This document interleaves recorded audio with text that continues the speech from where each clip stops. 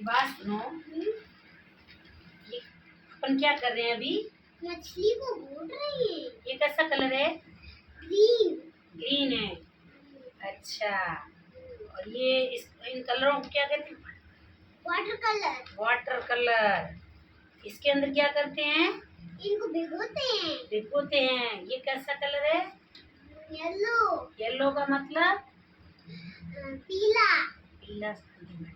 ये कैसा कलर है? ब्लैक। ब्लैक। ब्लैक यानी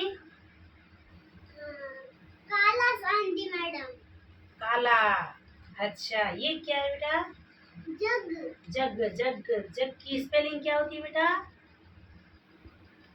जग की spelling J for jug. Jug यानी जे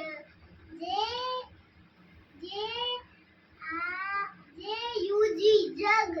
JUG जग। Very good. अभी आप क्या कर रहे हो?